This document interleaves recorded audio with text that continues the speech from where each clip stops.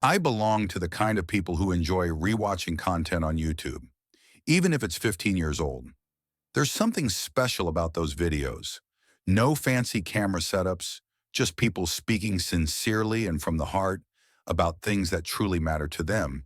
It even creates a feeling as if you're sitting in a cozy kitchen having a conversation with your best friend. That's exactly how I want to talk to you today.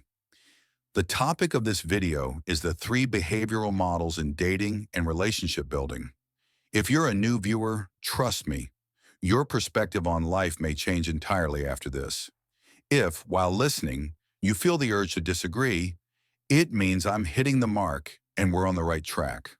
Let's get straight to the point. The first model is the most common one, familiar to everyone. Most people have tried it at some point.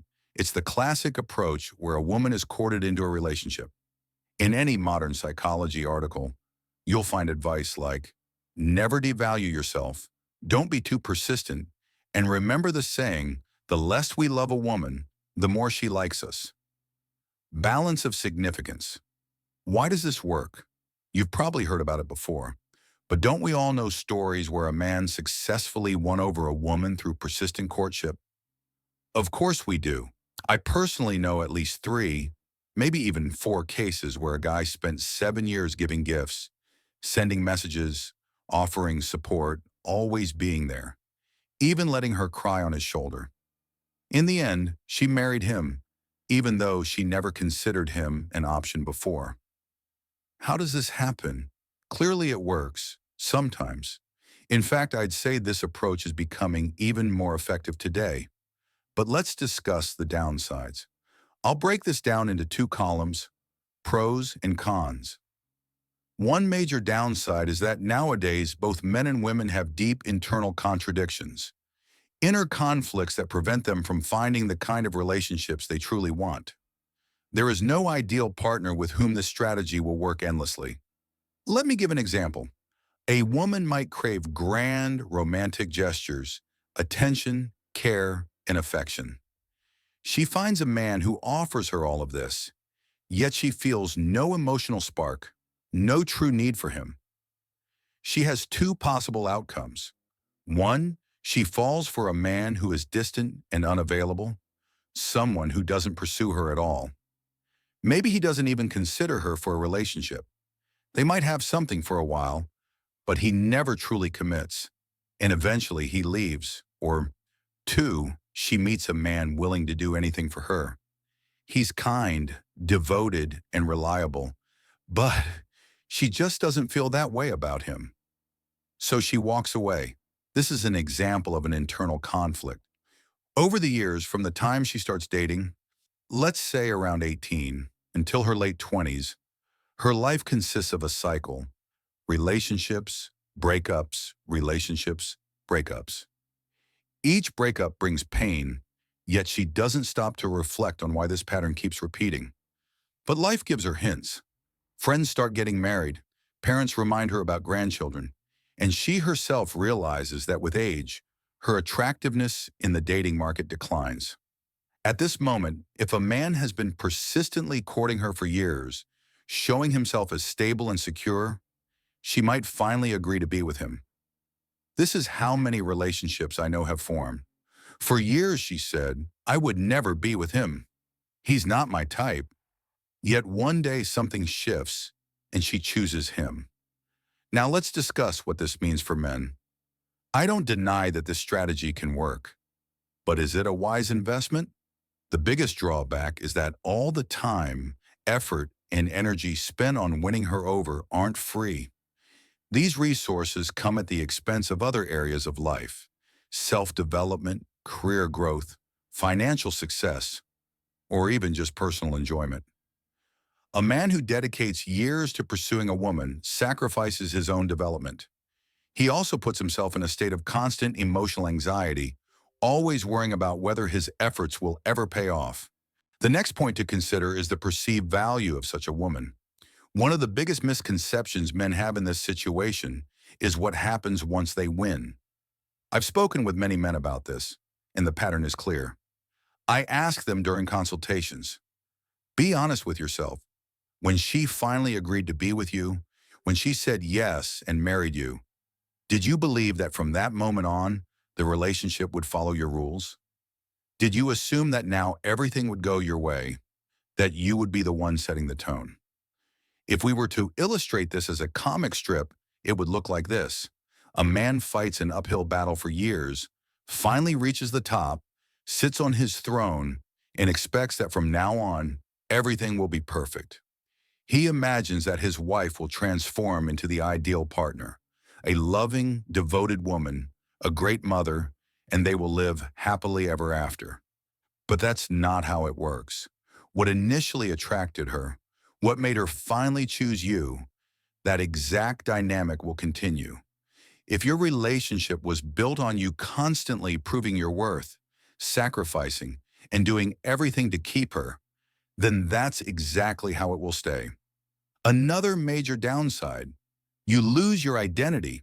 You gradually dissolve into her life, her needs, her desires, her worldview. Your personal interests and ambitions take a back seat. In essence, if you follow this path, you sign up to be a convenient, accommodating partner for life. Every time there's a disagreement and you decide to stand your ground, you will hear something like, "Well, I didn't force you into this. If you don't like it, why did you even propose?" It's a one-sided deal that doesn't benefit you. But by the time a man realizes this, he is often already so emotionally invested that his own desires barely exist anymore. His attachment becomes so strong that just spending time with her brings him joy, no matter what they do. If she suddenly decides they should take up knitting together, he'll eagerly agree and genuinely mean it. This is a deep emotional dependency. Another risk, it depends on the woman's character, but she may eventually seek excitement elsewhere. Not immediately, but maybe after a year, two, three, or more. The desire for new experiences, for passion, is a natural instinct. Whether she acts on it or not depends on many factors. This model of relationships, where a woman settles for a man who has been persistently chasing her, worked better in past times when there were strict societal expectations for how a wife should behave. Or in modern times, it may still work if the woman holds deep religious values that align with commitment and loyalty. In those cases, marriage can bring a fundamental shift in priorities. But these are exceptions. They are rare. For the vast majority, these relationships will continue under her control. In the best case scenario, she might simply not dominate you. But in many cases, men find themselves in a passive role, always adjusting to their partner's desires. Even if, after years together, she leaves, her next relationship will likely fall apart for the same reasons. And then she may come back, saying, "I was a fool, I love you." Many men go through their entire lives in this cycle, and I'm not talking about immature young guys. I've seen this happen to grown, successful men, people accomplished in all other aspects of life, simply because the woman was more attractive or had a higher social status. At this point, you may be thinking, are there any positives to this model? Are there any advantages? I've given it a lot of thought, and I can only identify two, though they are not obvious. First, you don't need to change. You can live your life on emotional highs and lows. Sometimes you'll feel euphoric, other times deeply disappointed. But these emotions, even the negative ones, can be used as fuel. Some men find meaning in this cycle of hope and frustration. Second, you don't have to endure any painful personal transformation. Some people simply adapt to this way of life and keep going. That's probably the only real advantage I can think of. Honestly, I don't see any others. Another important point to remember is the foundation of choice in these situations. What drives a man to act this way? It's infatuation. The biggest mistake men make in such scenarios is believing that she is absolutely unique, one of a kind, irreplaceable.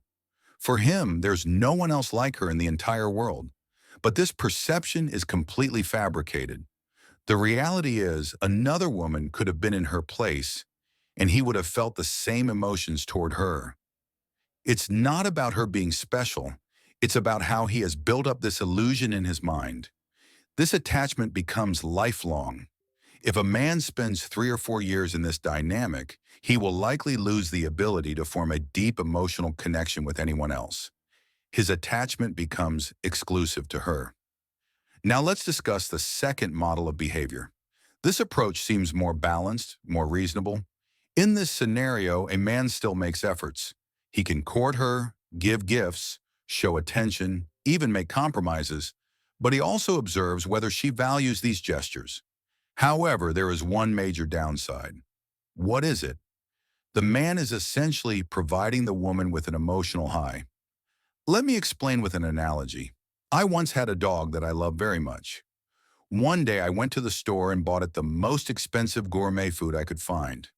It was a big expense for me at the time, but I wanted to treat my pet. The dog loved it. But when that food ran out, it refused to eat its regular meals. It went on a hunger strike. My well-intended gesture, meant to bring joy, ended up causing problems. The same principle applies to relationships. At the beginning, when a man showers a woman with attention, surprises, and comfort, he sets a high emotional standard. He gives her the feeling of luxury, security, and care. Maybe he even spoils her with gifts. And even if she sincerely says thank you at first, there comes a point where the man starts to feel that the so-called honeymoon phase is over. He assumes that now the relationship has entered a serious stage, real life, shared responsibilities, daily routines. But then he is caught off guard. Suddenly she has complaints. She says, I want this, or I don't want that. She might start saying, this is missing, or that's not enough. Or maybe she doesn't say anything at all. She just seems less excited, less enthusiastic, less drawn to him. It's actually very simple. He set a high standard at the start, but then it all stopped. Why don't men realize this right away? Because for them, investment creates value. The more effort they put in, the more they cherish the person they're with. But for her, it's different. She was simply comfortable and enjoyed the benefits. She might even feel grateful in some way, but the emotional attachment he feels, she doesn't necessarily share it. That's why after 2, 3, or 4 years, problems start to surface. Another key point, beauty. Most of the time, men put in extra effort for women they consider very attractive. Here's a simple but important thought. Think about it carefully. After years of speaking with men in consultations, I have never met a single one who said, you know, I didn't choose based on looks at all. Her appearance didn't matter to me. I was just drawn to her as a person. Not once. I'm sure such men exist somewhere, and maybe their lives turned out fine. But it's highly unlikely that they would go out of their way to court a woman they weren't physically drawn to. The reality is that most courting rituals are nothing more than a form of worshiping a woman's beauty. But here's the catch. Our ability to perceive beauty diminishes over time. Everyone has experienced this. Think about a time when you first met a woman and thought she was stunning. But after a year or two, even if nothing was wrong in the relationship, that initial excitement faded. Maybe you even started noticing other women. The truth is, beauty wears off. It becomes neutralized. So what remains? What remains is how others perceive her. Many men need the validation that comes from being with an attractive woman. They want others to see her and think, wow, he's with someone impressive. Essentially, men spend their time, money, and energy just to get approval from other men. Think about that. This is why, to some degree, I consider excessive courtship to be a form of self-betrayal. It may seem like this is just the natural way of things, that courtship has always been part of relationships, but that's actually not true. Let's take a quick look at history. In prehistoric times, men didn't court women for their beauty. There were two main reasons for this. First, women were valued for their ability to bear children and contribute to survival. Second, a woman's consent wasn't necessary. Marriages were arranged by her family or involved some kind of exchange. In ancient Greece, men and women lived in separate worlds. A household was divided into male and female quarters. and a woman could only enter the men's space if invited by her husband or father. It was considered inappropriate for a woman to walk around the city alone. Marriages were arranged between families long before the children reached adulthood, and neither the bride nor groom had much say in the matter. Marriage was about family stability and producing heirs. Emotional fulfillment was not part of the equation. Interestingly, men in ancient Greece sought romantic and intellectual companionship elsewhere, often from courtesans known as hetairai. These women were well educated, skilled in conversation, music, and the arts. But they did not form exclusive romantic bonds, and they certainly weren't considered marriage material. In Rome, much of the Greek tradition carried over.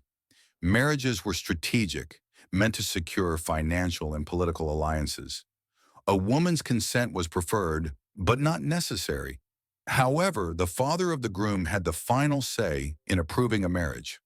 So a man couldn't just grab a woman off the street and declare her his wife. Throughout history, relationships were structured around duty and survival rather than romance. The idea of romanticized courtship, the kind where a man showers a woman with affection, gifts, and poetry, only emerged much later, during the Middle Ages, particularly in France between the 11th and 12th centuries. But even then, it was a game played among aristocrats.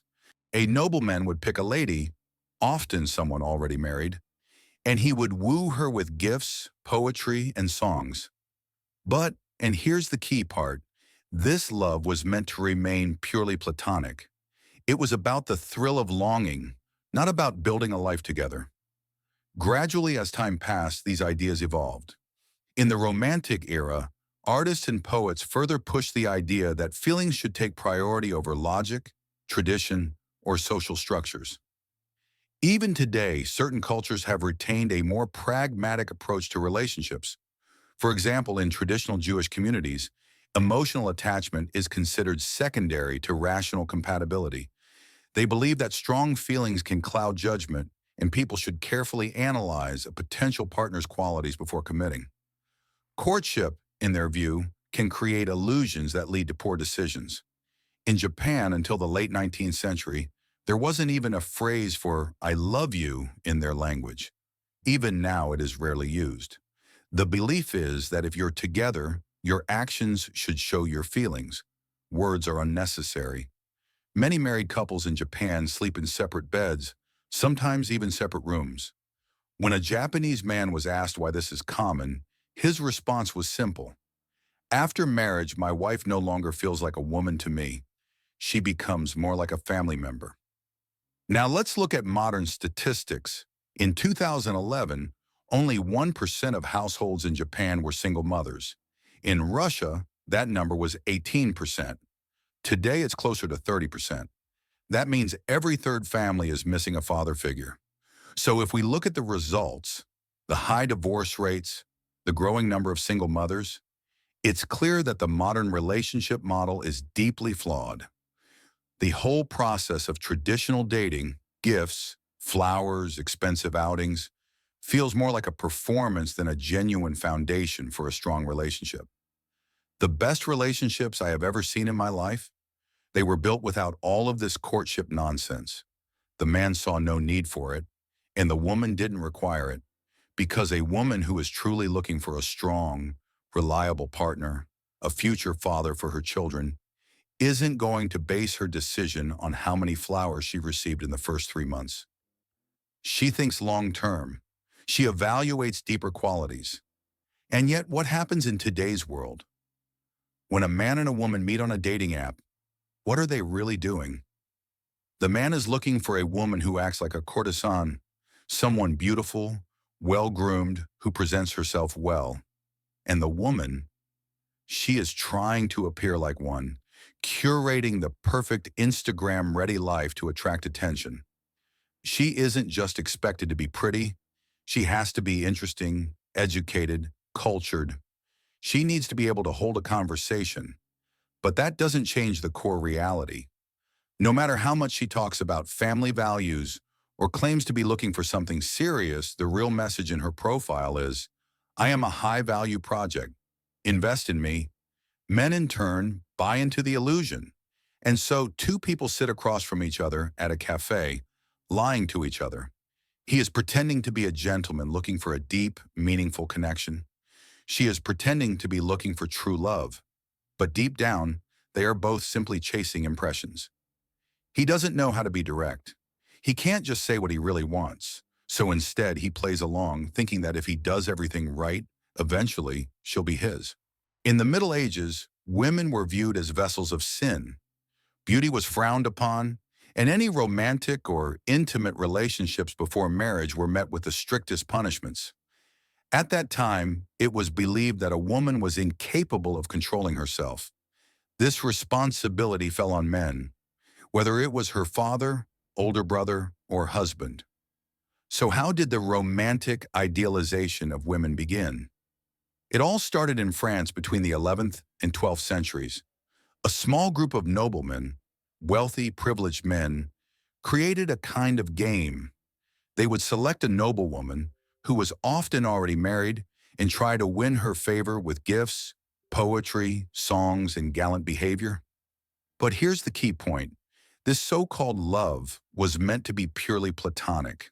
It was about emotions, longing, and drama, never physical intimacy. In other words, this idealization of women was nothing more than a form of play acting. Nobody chose a wife this way. Then came the era of Romanticism, and things began to change. Artists and poets played a significant role in shifting public perception. They pushed the idea that emotions were more important than logic, tradition, or social expectations. Passion, they argued, should be placed above rational thought. One of the most surprising things I've learned is how different cultural traditions approach love and courtship. For example, I once spoke with several Jewish individuals, and according to their traditions, the mind is supposed to take precedence over emotions. Overwhelming passion is seen as dangerous because it clouds judgment. In Orthodox Jewish communities, excessive displays of affection during courtship are discouraged. They believe that extravagant generosity distorts perception, making it difficult for people to objectively evaluate each other's character. Now let's look at Japan. The phrase "I love you" didn't even exist in the Japanese language until the late 19th century. Even today, it is rarely used. The belief is simple. If you are together, there is no need to say it. Words are unnecessary when actions can convey meaning. And if you're not together, then words don't matter anyway. There's another unique aspect of Japanese relationships. Many married couples sleep in separate beds, sometimes even separate rooms. When a Japanese man was asked why this was so common, his response was revealing.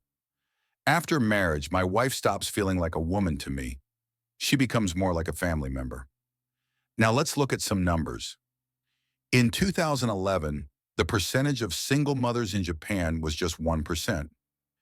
That same year in the United States, it was 18%. Today, that number has risen to nearly 30%. That means that in 2011, the percentage of single mothers in Japan was 1%, and in the United States, it was 18% modern United States. Nearly 1 in 3 families lacks a father figure. So, while some people might dismiss this discussion as extreme or absurd, the statistics paint a clear picture. Look at the divorce rates. Look at the number of single-parent households.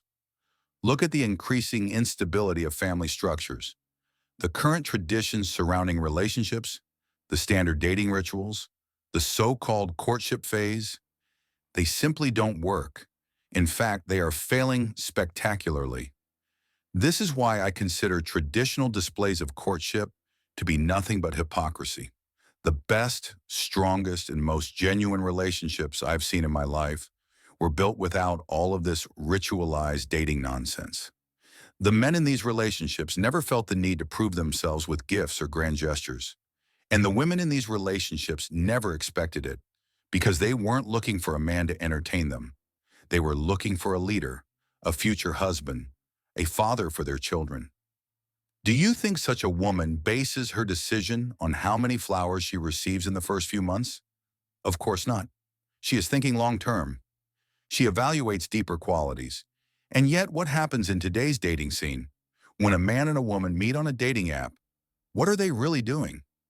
The man is looking for a woman who behaves like a high-class courtesan, someone beautiful, well-groomed, and charming. And the woman, she is trying to appear as one, perfectly curated photos, a glamorous online presence, an image designed to attract attention.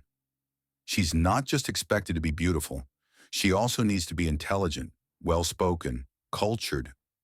She has to hold a conversation and impress with her personality. But that doesn't change the fundamental reality.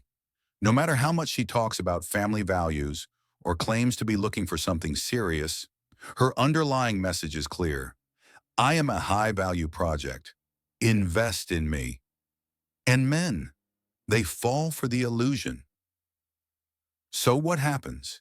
Two people sit across from each other at a coffee shop, lying to each other. The man pretends to be a gentleman searching for deep, meaningful connection. The woman pretends to be looking for true love. But in reality, both of them are just chasing impressions.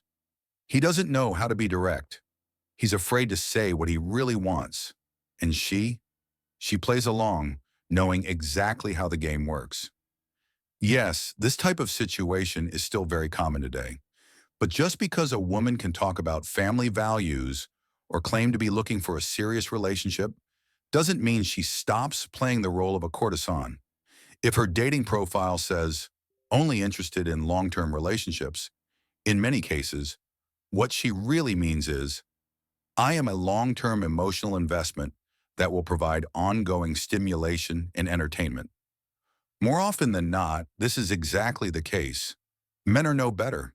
They eagerly buy into this illusion, and so they sit across from each other on their first date, both lying to each other over coffee. She pretends she is looking for love and commitment. He pretends he is looking for something deep and meaningful. But in reality, both are chasing impressions. She wants to feel something. He wants to impress her. Yet he doesn't know how to be direct. He has no idea how to communicate his true desires. If a friend asked him, hey, are you actually looking for something serious right now? He wouldn't even have a clear answer. He'd probably dodge the question. Is he afraid to be upfront with women about what he wants? Just watch a few relationship webinars and you'll see that this problem is widespread. Now let's return to the key question. What is the real purpose of courtship? As I mentioned earlier, women don't need it for emotions.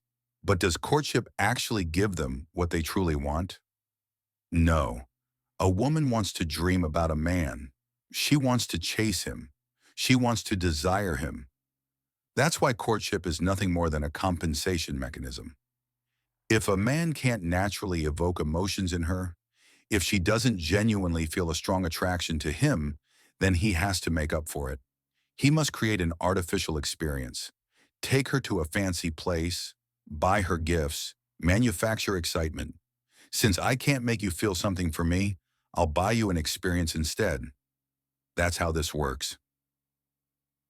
Men, not understanding how to create genuine attraction, focus only on how a woman reacts emotionally.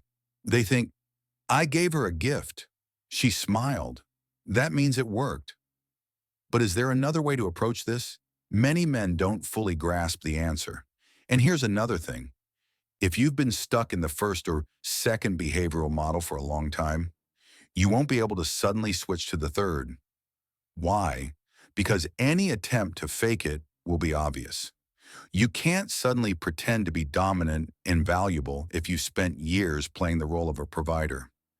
If you think back to your past relationships, you'll realize that whenever you tried to suppress your fears, whenever you held back your true emotions because you were afraid she might leave, the relationship never ended well. The only way to get real results is through sincerity. Even a man who completely submits to a woman under the first model of behavior sometimes succeeds because at least he is consistent in his role. He isn't pretending. Think of it like a gym. A professional bodybuilder can pretend to be a beginner, but a beginner can never convincingly act like a bodybuilder. A man who has never lifted weights can't just walk into a gym and bench press 100 kilograms on his first day. It won't work. So if you watch a few videos or read a book and then suddenly try to change your approach overnight, thinking you can apply new tactics to a specific woman, it won't be a real transformation. It will just be an empty attempt, like firing blanks instead of real bullets. The reality is, success in relationships doesn't directly depend on external achievements or skills. The ability to interact with women must be developed separately as its own skill. It doesn't matter who you are in other areas of life, whether you're successful in business, sports, or any other field. If you lack the ability to attract and engage with women naturally, none of your other achievements will compensate for that. So, what's the best way to transition into the third model of behavior? How can you reach a point where women themselves want to pursue a relationship with you, where they chase you instead of the other way around? Here's one key piece of advice. Stop wasting time chasing the women you think you should impress. Instead, focus on communicating with women around whom you feel comfortable. Women you don't feel the need to court or prove anything to. With them, practice socializing naturally. Develop real confidence. Build experience. Over time, your ability to interact with women will grow, and so will your sense of what's possible for you. One day, maybe in a year or two, you'll notice a shift. The women who once seemed out of reach are now pursuing you. Where you used to chase, now they make the effort. You can accelerate this through practice and stepping into challenging situations. But if you approach them with old emotional patterns, you'll default to past behaviors. Real progress requires breaking the cycle, rewiring how you think, feel, and act.